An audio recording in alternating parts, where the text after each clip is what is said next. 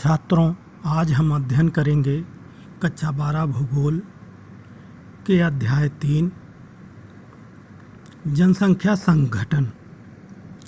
जनसंख्या संगठन का मतलब होता है कि जनसंख्या किन किन घटकों से मिलकर के बना हुआ है। जैसा कि आप जानते ही हैं कि जनसंख्या में ग्रामीण जनसंख्या, नगरीय जनसंख्या, स्त्री की संख्या, पुरुषों की संख्या, साक्षरता आदि का समावेश होता है। तो इस चैप्टर में जनसंख्या संगठन में हम इन्हीं बिंदुओं का अध्ययन करेंगे। आइए देखते हैं जनसंख्या संगठन के तत्वों को। ग्रामीण नगरीय संगठन। जैसा कि आप जानते ही हैं कि जनसंख्या में ग्रामीण और नगरीय जनसंख्या होती है। ग्रामीण जनसंख्या उन जनसंख्या को कहा जाता है जिसका अधिकतर भाग प्राथमिक कार्यों में लगा होता है, जबकि नगरीय जनसंख्या का अधिकतर भाग प्राथमिक कार्यों से इतर अन्य कार्यों में लगा होता है। जनसंख्या का ग्रामीण और नगरीय में विभाजन निवास के आधार पर होता है। यह विभाजन आवश्यक है क्योंकि ग्रामीण और नगरीय जीवन आजीविका और सामाजिक दशाओं में एक दूसरे से भिन्न होते हैं।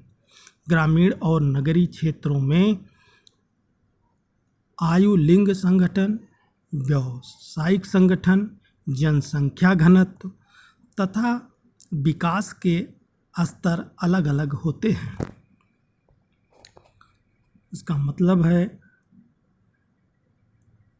कि ग्रामीण और नगरीय जीवन आजीविका और सामाजिक दशाओं में एक दूसरे से भिन्न हैं, एक दूसरे से भिन्न दिखते हैं।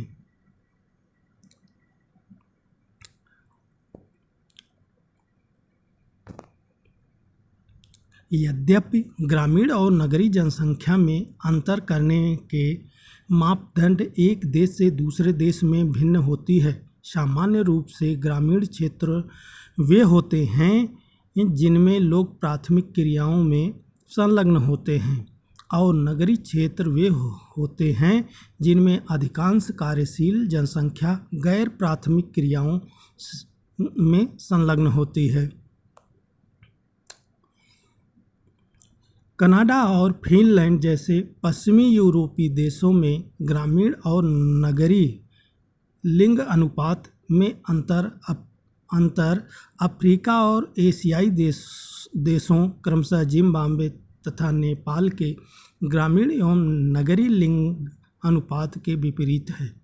पश्चिमी देशों में ग्रामीण क्षेत्रों में स्त्रियों की अपेक्षा पुरुषों की संख्या अधिक है, जबकि नगरीय क्षेत्रों में स्त्रियों की संख्या पुरुषों की अपेक्षा अधिक है।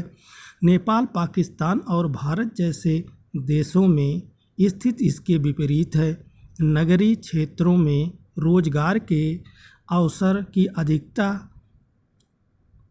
होने के कारण ग्रामीण क्षेत्रों से महिलाओं के आवागमन के परिणाम स्वरूप यूरोप, कनाडा और संयुक्त राज्य अमेरिका के नगरीय क्षेत्रों में महिलाओं की अधिकता है।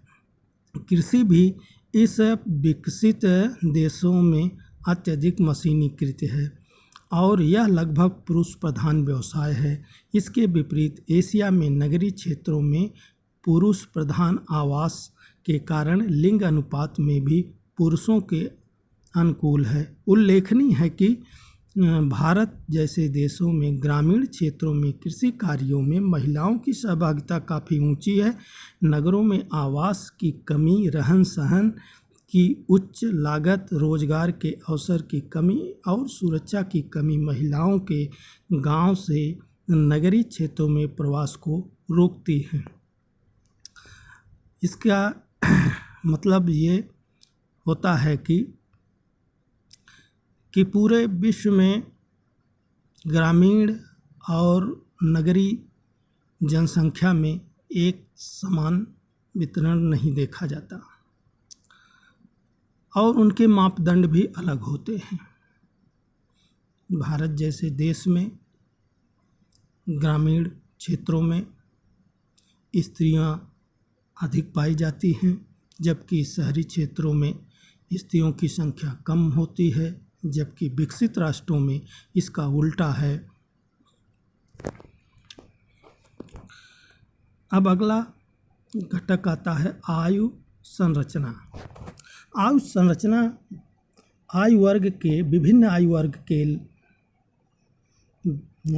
संरचना विभिन्न आयु वर्गों में लोगों की संख्या को प्रदर्शित करती है। जनसंख्या संगठन का यह एक महत्वपूर्ण सूचक है, क्योंकि 15 से 59 वर्ष आयु वाले आयु वर्ग के बीच जनसंख्या का बड़ा आकार एक विशाल कार्यशील जनसंख्या को इंगित करता है। 60 वर्ष से अधिक आयु वाली जनसंख्या का एक बड़ा अनुपात उस वृद्ध जनसंख्या को प्रदर्शित करता है जिसे स्वास्थ्य संबंधी सेवाओं के लिए अधिक खर्च की आवश्यकता पड़ती है। इसी प्रकार युवा जनसंख्या के उच्च अनुपात का अर्थ है कि प्रदेश में जन्म दर ऊंची है, वह जनसंख्या युवा है। इसमें कार्यशील जनसंख्या का वर्णन किया गया है कि 15 से 59 वर्ष के आयु के बीच की जनसंख्या कार्यशील जनसंख्या होती है, यानी कार्यशील जनसंख्या की जो संरचना है वो 15 से 59 वर्ष के आयु के बीच की जनसंख्या को इंगित करता है, जबकि 60 वर्ष से ऊपर आयु वाले जनसंख्या को वृद्ध जनसंख्या कहा जाता है, जिनकी स्वास्थ्य संबंधी सेवाओं की अधिक आवश्यकता पड़ती है। इसके अलावा 15 साल से नीचे के जो बच्चे हैं वो भी कार्यशील जनसंख्या के अंतर्गत नहीं आते हैं। इनकी भी देखभाल में खर्च अधिक होता है। परंतु यदि इनकी संख्या अधिक है तो यह माना जाता है कि यहाँ जन्म दर उच्च है। अब अगला घटक है आयु लिंग पिरामिड। इसे जनसंख्या पिरामिड के नाम से भी जाना जाता है। इसमें जनसंख्या लिंग आयु के आधार पर बनाया जाता है।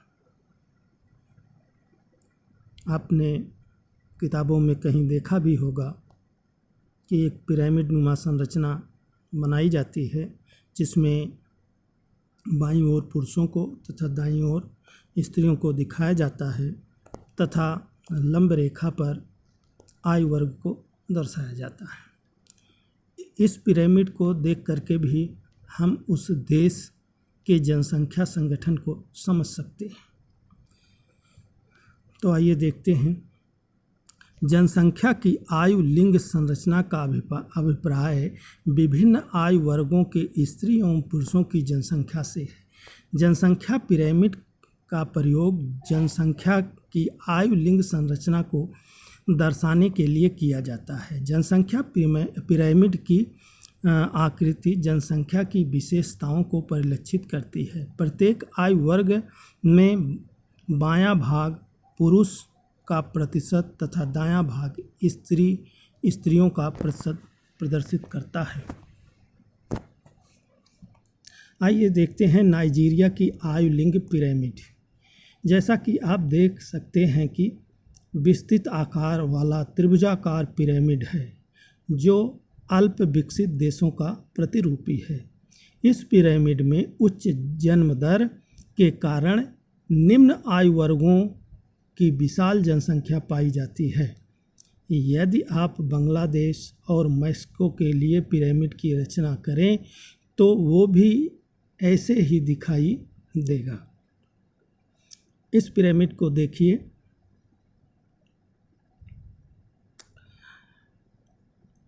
तो इसके लंब रेखा पर आपको आयु वर्ग वर्षों में दिखाई देगा तथा आधार रेखा पर जनसंख्या का प्रतिशत दिखाई देगा। बीच में जो लाइन है वो लिंग को विभाजित करती है। बाएं ओर पुरुष और दाहिनी ओर स्त्री का चित्र भी बना हुआ है। इसमें आप देखेंगे कि 0 से 4 वर्ष के बीच की जनसंख्या स्त्री और पुरुषों दोनों में उच्च दिखाई दे रही है। ज्यों-ज्यों ये आयु वर्ग बढ़ता जा रहा है, पिरामिड ऊपर की तरफ सकरा होता चला जा रहा है। 80 प्लस की आयु बहुत ही कम है। तो इस तरह का पिरामिड यदि आपको देखने को मिलता है तो आप निर्णय कर सकते हैं कि ये अल्प विकसित राष्ट्र का पिरामिड है, जबकि इसके विपरीत विकसित राष्ट्रों में ऑस्ट्रेलिया का आयु लिंग पिरामिड घंटी के आकार का है, जो शीर्ष की ओर शुंडाकार होता है। यह दर्शाता है कि जन्म दर और मृत्यु दर लगभग समान है, जिनके परिणाम स्वरूप जनसंख्या स्थिर हो जाती है। तो जैसा आपने नाइजीरिया का पिरामिड देखा था, उससे ये देखिए भिन्न है। इसमें 0 से 4 वर्ष के बच्चों की जो प्रतिशत है वो देखो 4% है, और लगभग ही स्त्रियों की ही दशा भी वैसी है। परंतु यहाँ 30 से और 34 के बीच की जो जनसंख्या है वो अधिक दिखाई देती है। ये जनसंख्या 40 से 44 तक बढ़ी हुई दिखाई देती है। इसके ऊपर पुनः इसकी जनसंख्या घटने लगती है। 85 प्लस वर्ष की जो जनसंख्या है वो बहुत कम है। पुरुषों में कम है, जबकि स्त्रियों में कुछ ज़्यादा दिखाई दे रहा है। तो इस तरह का पिरामिड को आप स्थिर पिरामिड कह सकते हैं, स्थिर जनसंख्या पिरामिड कह सकते हैं, या ये विकसित राष्ट्रों की जनसंख्या के आधार पर बना पिरामिड मान सकते हैं। अब अगला घटक आता है लिंग संघटन। इसके अंतर्गत स्थित स्त्री और पुरुषों की संख्या किसी देश की महत्वपूर्ण जननांग विशेषताएं होती है। इसको ध्यान में रख करके जनसंख्या में स्त्रियों और पुरुषों की संख्या के बीच एक अनुपात निकाला गया है, जिसे हम लिंगानुपात कह सकते हैं। परंतु यह लिंगानुपात भी विभिन्न देशों में विभिन्न प्रकार से होता है। भारतवर्ष में जो लिंगानुपात है वो पुरुषों की संख्या बटे स्त्रियों की संख्या गुणे 1000 पर निकाला जाता है। परंतु अमेरिका जैसे देशों में यह लिंगानुपात 100 पर निकाला जाता है। कहीं कहीं पर तो स्त्रियों की संख्या में पुरुषों की संख्या का भाग दे करके और 1000 से मल्टीप्लाई किया जाता है। तो इस तरह लिंगानुपात भी कई तरीकों से निकाला जाता है। लिंगानुपात किसी देश की स्त्रियों की स्थिति के संबंध में महत्वपूर्ण सूचना होती है। जिन देशों में लिंग भेदभाव अनियंत्रित होता है वहाँ लिंग अनुपात निश्चित रूप से स्त्रियों के प्रतिकूल होता है। इन क्षेत्रों में स्त्री भ्रूण हत्या तथा स्त्री शिशु हत्या और स्त्रियों के प्रति घरेलू हिंसा की प्रथा प्रचलित है।